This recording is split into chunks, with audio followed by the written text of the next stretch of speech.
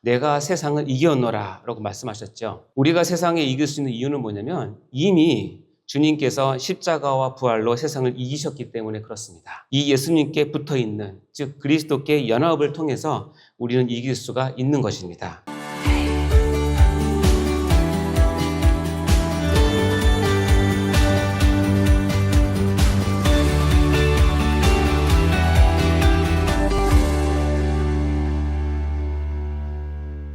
같이 나눌 하나님의 말씀은 오늘 두 절인데요. 요한계시록 3장 1절과 2장 7절 말씀입니다. 신약성경 402쪽에 있는데요. 요한계시록 3장 1절 그리고 2장 7절 두 말씀 같이 봉독하도록 하겠습니다. 먼저 3장 1절입니다. 시작. 사대 교회의 사자에게 편지하라. 하나님의 일곱 영과 일곱 뼈를 가지신 이가 이르시되 내가 내 행위를 아노니 내가 살았다 하는 이름을 가졌으나 죽은 자로다. 2장 7절 말씀 읽겠습니다. 시작. 귀 있는 자는 성령이 교회들에게 하시는 말씀을 들을지어다. 이기는 그에게는 내가 하나님의 낙원에 있는 생명나무의 열매를 주어 먹게 하리라. 아멘.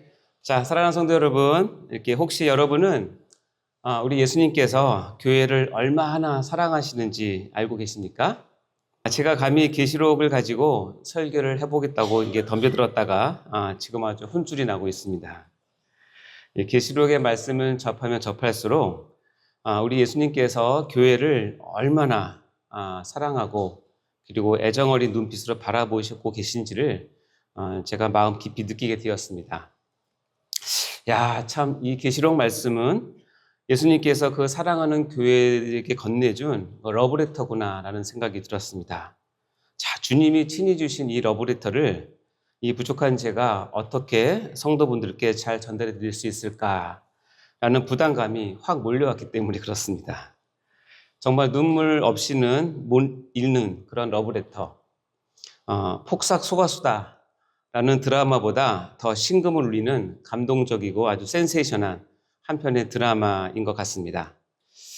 지난 시간에 말씀드린 대로 우리는 요한계시록이라는 성경 66번째 이 말씀을 예수님 중심으로 예수님의 입장에서 그리고 예수님의 마음을 담은 그런 시선으로 바라보면서 오늘 말씀을 나누고자 합니다.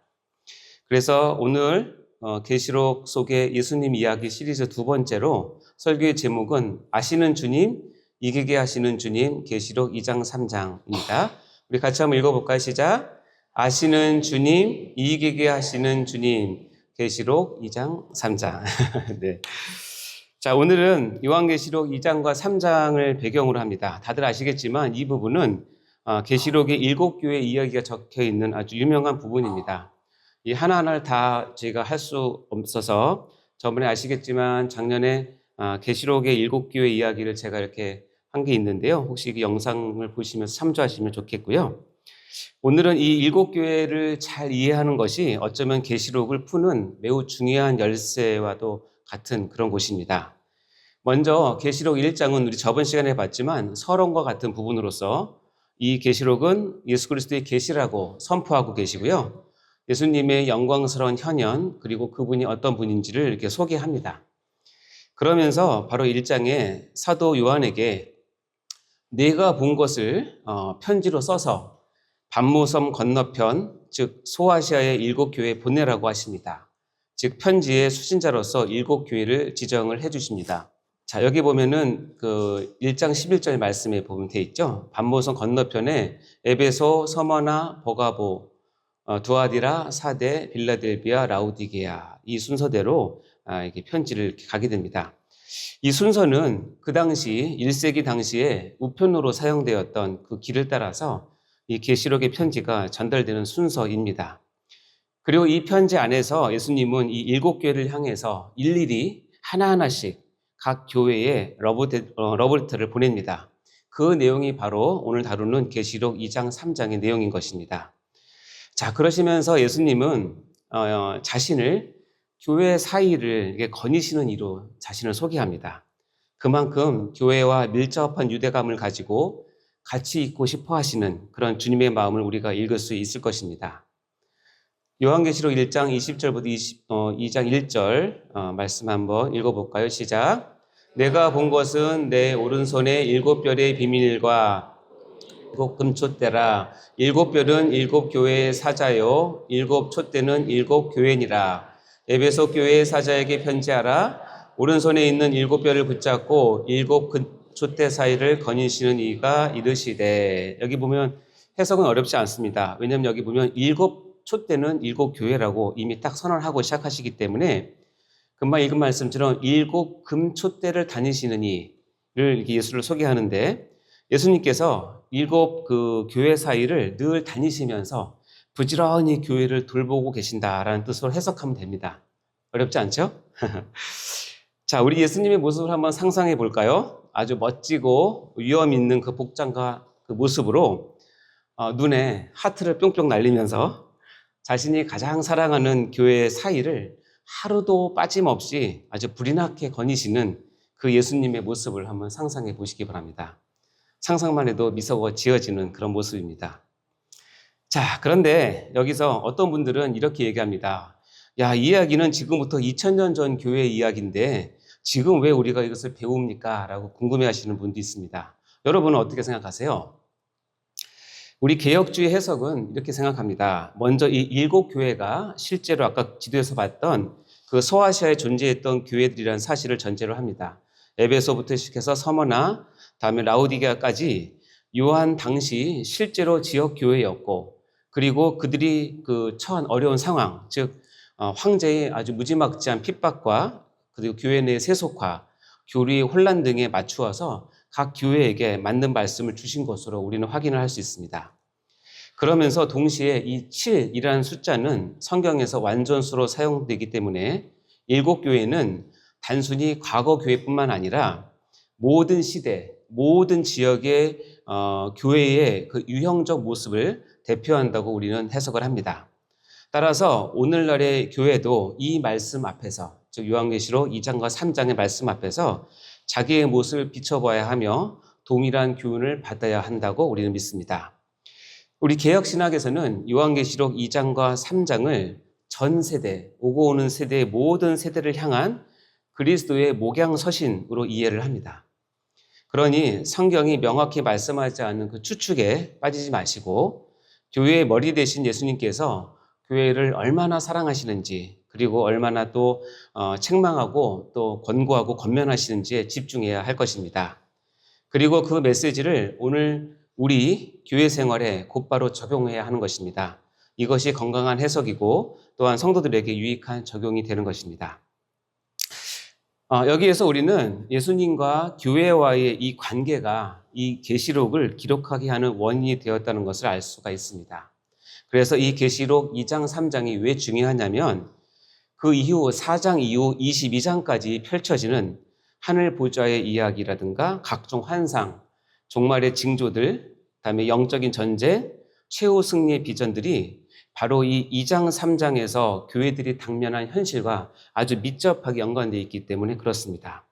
따라서 7교회의 편지는 요한계시록의 프로필이자 축소판과 같습니다.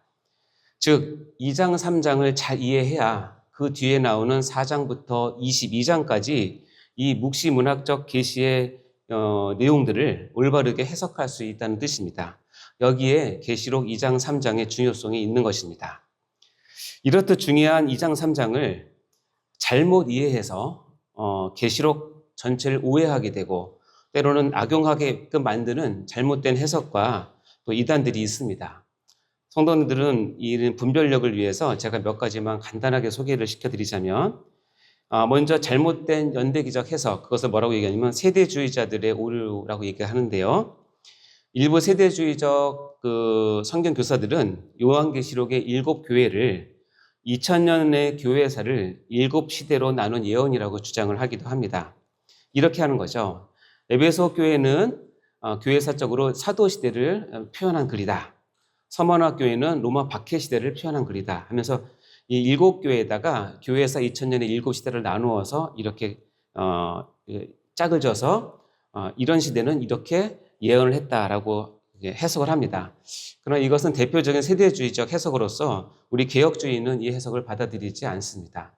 그러나 이런 해석들은 주로는 많은 이단과 그다음에 세대주의자들, 즉 이 현상과 그다음에 역사를 이 성경에 끼워 맞추려고 하는 사람들이 주로 하는 해석인데, 이런 해석에는 여러분 들으면 그럴듯하지만 여러분 여기 속으시면 안 됩니다. 왜냐하면 이 일곱 교회 각각의 내용들은 그 시대에만 나타난 것이 아니라 지금도 모든 시대에 보편적으로 동시에 나타나는 이야기이기 때문에 그런 것입니다. 때로는 특정 집단이 이 2장과 3절을 엉터리로 해석을 합니다. 예를 들어서 신천지 같은 경우에는 이 일곱 교회를 자신들의 단체와 연결해서 해석을 하고, 여기에 나온 이긴 자를 이만이라고 하는 특정 교주에게 적용을 해서 이만희만 통해서만 구원을 얻는다고 주장을 하죠. 그러니까 종말론을 독점적으로 왜곡해서 해석하는 잘못된 이단들입니다. 뿐만 아니라 통일교라든가 JMS, 그다음에 여호와의 증인들도 이 이기는 자라든가 또 이기는 자를 14만 4천에다가 딱 선택된 집과 연관시켜서 이 잘못된 해석을 해서 이단이 생기게 되는 것입니다. 이와 같이 계시록 2장 3장은 잘못 해석해서 아전인수격으로 인용을 하게 되면 잘못된 이단의 길로 가는 촉경이 되는 것입니다. 그래서 우리 성도분들은 분별력을 가지고 이 말씀을 보아야 할 것입니다. 자, 그러면 우리는 이 계시록 2장 3장을 어떻게 봤으면 좋을까요? 물론 한 교회 한 교회씩 7교회를 차례차례 보면서 묵상하면 좋지만 지금 시간 관계상 이번 시리즈는 전체적인 계시록을 조망하는 시간이기 때문에 다 보지 못합니다. 제가 좀 전에 말씀드린 대로 작년 11월에 계시록 7교회 이야기를 한 설교가 있는데요. 유튜브에 올라와 있으니까 찾아서 하나씩 보시면 이것과 맞춰서 보시면 많은 도움이 될 거라고 믿습니다. 자, 그래서 오늘은 이 정해진 시간 가운데 7교회, 즉 전체 요한계시록 2장 3장을 관통하는 두 구절이 있는데 이것을 중심으로 오늘 정리를 해보려고 합니다. 7교회 모두에게 한 번도 빠지지 않고 등장하는 두 구절이 있는데, 첫 번째는 뭐냐면 내가 내 행위를 아노니 라는 말씀과 두 번째는 이기는 자에게는 이란 그 두 구절이 빠지지 않고 나옵니다. 이것은 우리 예수님께서 오고 오는 모든 교회들에게 꼭 하고 싶은 공통의 메시지였음을 기억하시면 좋겠습니다. 그래서 아까 읽었던 본문 말씀이 이것을 뜻하는 건데요. 계시록 3장 1절 읽어볼까요? 시작. 사대교회 사자에게 편지하라. 하나님의 7영과 7뼈를 가지신 이가 이르시되 내가 내 행위를 아노니 내가 살았다는 이름을 가졌으나 죽은 자로다. 2장 7절 읽어볼까요? 시작. 귀 있는 자는 성령이 교회들에게 하시는 말씀을 들을지어다. 이기는 그에게는 내가 하나님의 낙원에 있는 생명나무의 열매를 주어 먹게 하리라. 자, 첫 번째는 나는 내 행위를 아노니 라는 구절입니다. 즉 주님은 교회를 아십니다. 다 아십니다. 그리고 7교회에게 주님은 이렇게 말씀을 하셨는데요. 제가 표를 정리해 봤습니다. 주님께서 각 교회에게 나는 내 행위를 안다라고 합니다. 에베소 교회는 너의 행위와 수고와 인내를 내가 안다. 거짓 사도를 분별한 건 내가 안다. 참고 견디고 게으르지 아니한 건 내가 안다. 그리고 서머나 교회는 내 환난과 궁핍 내가 안다. 버가모 교회는 내가 어디에 사는지, 네가 좀 열악한 환경 가운데 믿음을 지키고 있는 건 내가 안다. 두아디라 교회는 내 사랑과 믿음과 성김과 인내를 안다. 그 밑에 빌라델비아 교회는 내가 작은 능력을 가지고서 내 말을 지켰고 내 이름을 배반하지 않는 거 안다. 이렇게 좋은 것을 알아주는 것도 있는데요. 또 사대교회나 라우디아 교회는 또 이런 말씀도 하십니다. 사대교회는 내가 살았다는 이름을 가졌으나 죽은 자라는 거 내가 안다. 라우디아 교회는 내가 차지도 아니하고 뜨겁지도 아니한 거 내가 안다. 라고 얘기를 하시죠. 자, 이 말씀들은 남들이 알아주지 못한 우리의 수고와 인내도 주님은 아시고요. 또 우리가 몰래 감춰놨던 우리의 죄와 타락도 다 아신다는 뜻입니다. 장점과 단점, 강점과 약점, 교회가 갖고 있는 모든 것을 예수님은 다 아시는 분이시라는 뜻입니다. 자, 사랑하는 여러분, 주님은 교회와 성도의 모든 모습을 다 아십니다. 자, 이럴 때 우리는 두 가지 마음이 들죠. 하나는 두려운 마음, 하나는 위로의 마음이 동시에 들 것입니다. 혹시 두려운 마음이 드신다면 이것을 주님의 책망으로 여기시고 주님께서 촉구하시는 그 회개의 자리로 나아가셔야 합니다. 주님께서 다 아신다는 말씀 앞에 겸비한 마음으로 응답을 해야 되는 것입니다. 또 만일 내가 내 행위를 아노라 하는 그 말씀에 여러분 가운데 위로의 마음이 들고 소망이 든다면 참으로 그 말씀 앞에 눈물을 쏟으십시오. 여러분이 몰래 했던 수고와 인내와 헌신과 봉사를 지금 주님께서 다 아신다고 여러분에게 응답하시는 내용이기 때문에 그렇습니다. 히브리서 6장 10절에는 너무나 아름다운 구절인데요. 읽어볼까요? 시작. 하나님은 불의하지 아니하사 너의 행위와 그의 이름을 위하여 나타낸 사랑으로 이미 성도를 섬긴 것과 이제도 섬기고 있는 것을 잊어버리지 아니하시느니라. 하나님은 여러분이 행위와 섬긴 그 모든 것을 잊어버리지 아니하신다고 말씀하십니다. 아멘이십니까? 주님으로부터 큰 위로와 격려를 받으시기 바랍니다. 두 번째는 이기는 자는이라는 표현입니다. 이것은 주님은 교회를 승리하게 하신다는 뜻인데요. 이 7교회 모두에게 나오는 이 반복된 표현은 이기는 자라는 건데 헬라어 원문에서 이 이기는 자는 현재 분사로 쓰여졌기 때문에 그 뜻은 계속해서 이기는 사람이라는 뜻입니다. 그리고 각 교회에서 주님은 이 이기는 자들에게 놀라운 약속을 주시는데 제가 다시 한번 정리를 해보았는데요. 각 교회에게 이기는 자에게는 무엇을 주리라 라고 합니다. 에베소 교회에는 생명나무의 열매를 주워 먹게 하겠다. 이기는 자에게. 서머나 교회는 둘째 사망해를 받지 않게 하겠다. 버가모는 감추었던 만나를 주고 흰돌에 새 이름을 새기겠다. 그리고 만국을 다스리는 권세, 철장을 가지고 다스리게 하시겠다. 새벽별을 주겠다. 흰옷을 입히겠다. 생명책에 기록하게 하겠다. 빌라델비아 교회는 하나님 성전의 기둥이 되게 하겠다. 라우디가 교회는 내 보좌와 함께 앉게 하여 주겠다. 라는 이런 말씀하십니다. 이것은 묵시문학이기 때문에 다른 사람들은 이해 못하지만 교회 사람들만 이해할 수 있는 단어로 이것을 표현한 것입니다. 이 말씀을 한마디로 표현하면 이겁니다. 다 종말의 영광과 연결된 그 내용들인데 한마디로 표현하면 끝까지 믿음을 지키는 자는 천국의 영광을 누리게 하겠다라고 약속하신 것입니다. 자, 그러면 교회는 어떻게 이길 수 있을까요?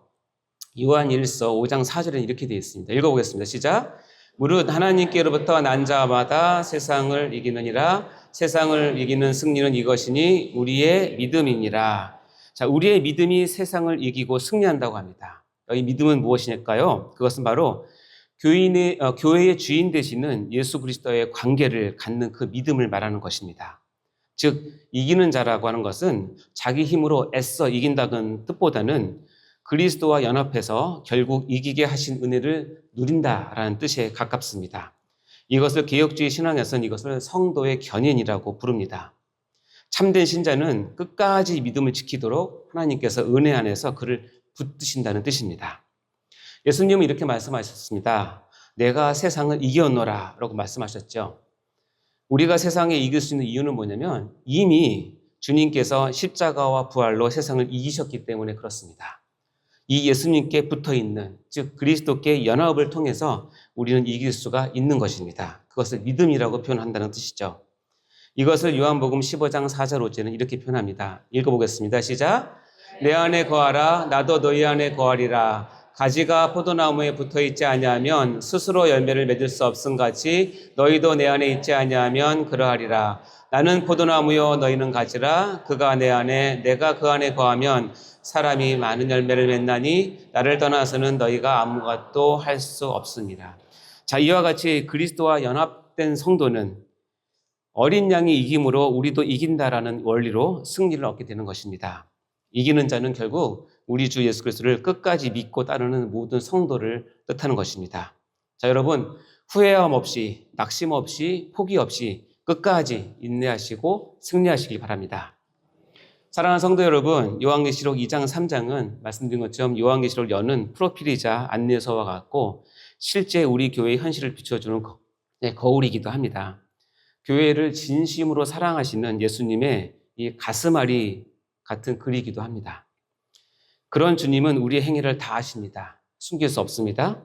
그럼 우리가 주님 앞에서 정직해야 합니다. 혹시 회개할 것이 있다면 회개하시고 그렇게 아시는 주님으로 인해서 위로받을 것이 있다면 큰 위로 받으시기 바랍니다. 또 주님은 우리를 끝까지 이기게 하시는 분이십니다. 이기게 하시는 힘은 우리의 결단이나 우리 힘이 아니라 주님의 은혜이고 주님과 연합했을 때 얻는 믿음으로 우리가 이길 수 있습니다. 그러므로 낙심하지 말고 끝까지 믿음을 붙드시기 바랍니다. 주님께 꼭 붙어 연합하는 그 은혜를 구하시기 바랍니다. 오늘 새벽에 우리를 아시는 주님 앞에 정직히 나가시고 또 이기게 하시는 주님을 의지하시는 모든 성도님 다 되시기를 주님의 이름으로 축원합니다. 기도하시겠습니다. 사랑과 은혜가 풍성하신 하나님 아버지, 계시록 속의 예수님 이야기 시리즈를 통해서 요한계시록의 말씀을 깊이 묵상하도록 하심에 감사드립니다. 이어지는 시리즈 시간 가운데 큰 은혜 주시어 계시록을 예수님의 눈으로, 예수님 중심으로 볼 수 있는 눈을 열어주시옵소서. 오늘 교회를 사랑하시는 주님께서 나의 모든 행위를 아신다는 것과 우리가 모두 이기는 자 되기를 간절히 바라신다는 것을 깊이 깨닫게 되었습니다. 큰 위로와 교훈을 받게 하시고 무엇보다도 끝까지 믿음을 지켜 생명나무 열매를 먹고 주님의 보좌에 함께 앉는 영광을 누리게 하여 주옵소서. 이 모든 말씀 우리를 구원하신 예수님 이름으로 간절히 기도드립니다.